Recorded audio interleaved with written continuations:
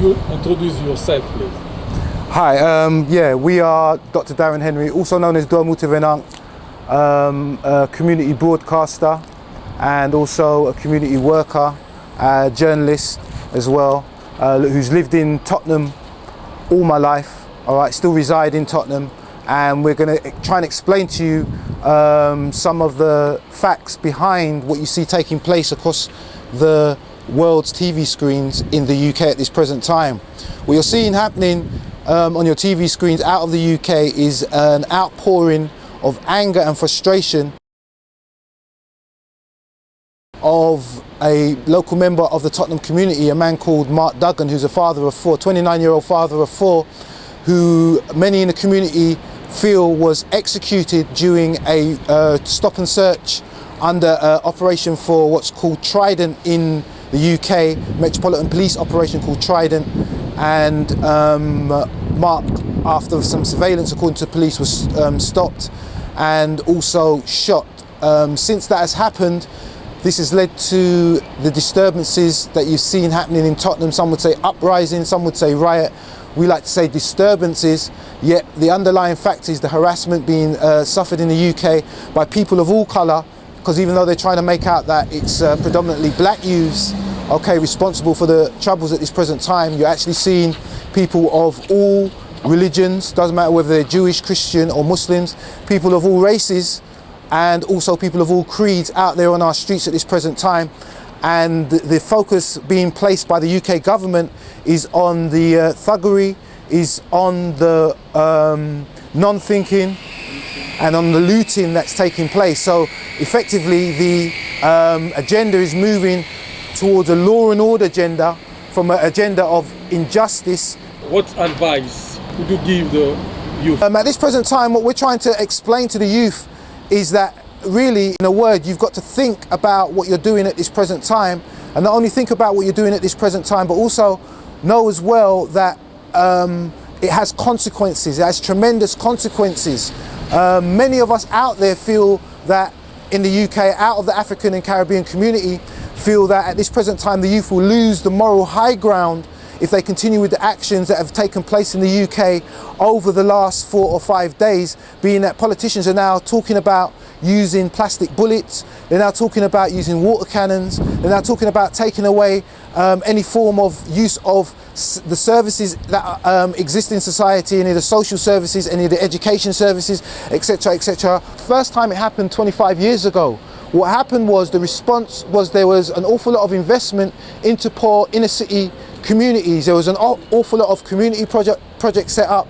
There was an awful lot of youth workers, which today has been rebranded and renamed mentors, all right, in the community, who set up a lot of good projects that unfortunately were not allowed to become self-sustainable. So therefore, once the government stopped giving out any type of funding, these projects were just allowed to die and just go away, all right? The void that has been created by not having these community programs, such as youth clubs, such as help for families who've just come to the UK, should they be refugees, should they be coming from other places where there is war, where there are many that are placed within the borough of within the borough of Haringey, within Tottenham, within Hackney, within Peckham, all right, which leads to a strain on the social services.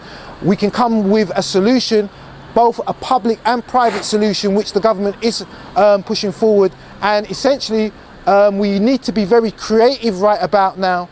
And hopefully, just as the finance is made available, a lot of people are saying, it's just as the finance seems to be made available for a lot of the wars that are being fought in other people's countries, hopefully the finance can be made available to bring some type of community cohesion and some kind of community harmony as well. My name is Olabode Osene. I'm a social and political analyst and appear regularly on Ben television. At the moment, the issue of London burning is the current thing that is going on, which is very sad, and we need to learn a lot of lessons from this And I hope the government, the institutions like the police are going to listen and going to find out the root cause of the problems and address it. So after doing that, hopefully the problem will go away, and then we also will not affect the chances of holding the Olympic in 2012. Most of the people that were involved in looting and breaking and burning houses are young people, and that is very sad. That's not supposed to be so. It is very bad enough that this kind of thing happens. So again, but because of the system is not very helpful enough, because here is a country where you cannot train your child or children the way you want it, and because of that, the children are taking advantage of the situation, and it is very sad. And again, like I said, there's so many lessons to be learned. I hope with this we'll be able to reactivate and revise the laws and the regulations that govern the training of our children in the UK. That's the advice I'm going to give to the parents. We see, despite the laws that restrict them from training their children the way they want it, they should still continue, they should still make efforts to support and to guide their children in right manner, in right way, to do right things. Because at the end of the day, when problem starts, when a child gets into trouble, somehow, the parents are going to be involved in it. So it's better for the parents to keep trying to support the children to make sure that they listen to them, and everything should be okay.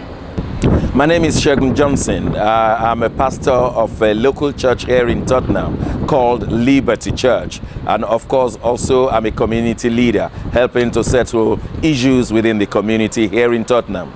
In the last few days, we have seen a kind of mayhem. We have seen wanton destruction. We have seen looting and rioting. Unfortunately, we don't even understand the basis of such riotings.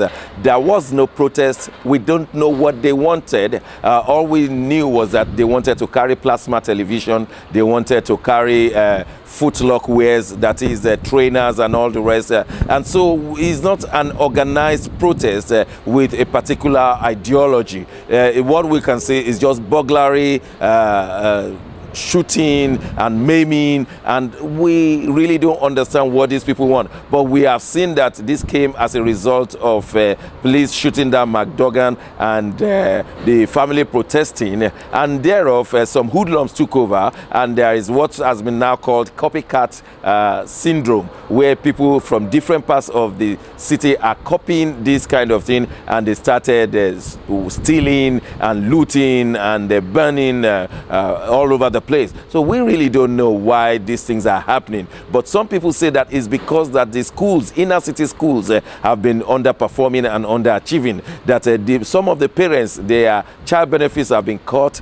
Some of these students, the £30 per week that they used to get to buy for transport fares have been taken away. All of these have culminated, plus the university tuition that has gone up. They've all culminated into disenchantment, disconnection, and therefore they are paying back the society in his own coins. What advice would you give to youth? Now, the advice to the youth is that mayhem and wanton destruction of property could never push us forward. They will always take us back. And therefore, forget about rioting. It's time to go and discuss what you lack and what you want. It's how the society to tackle your deprivations. How that looting and burning can never help the community. And we have to look into the future. How do we move on? I know that there are deprivations. I know that some schools are not performing well. But let us look at how this will be resolved. I mean, in a gentleman's way and in a civilized way. And then we will be able to tell the government what we want to do, or even have NGOs take over from it. The government also must start listening to the youths. You cannot cut every benefit overnight and expect no destruction of this nature. These are consequences. Unfortunately, we don't condone them. Government must learn to see how to tackle this on the short run and on the long run. What advice would you give to the parents? Parents, Parents must take it from the beginning. You cannot raise up children.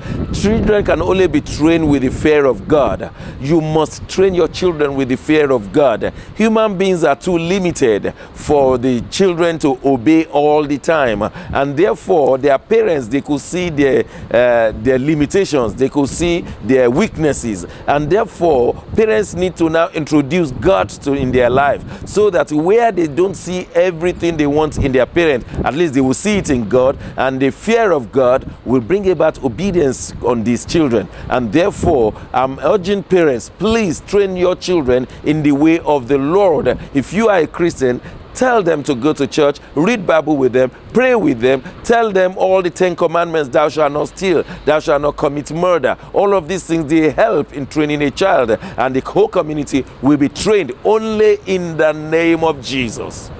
Okay, thank you very much.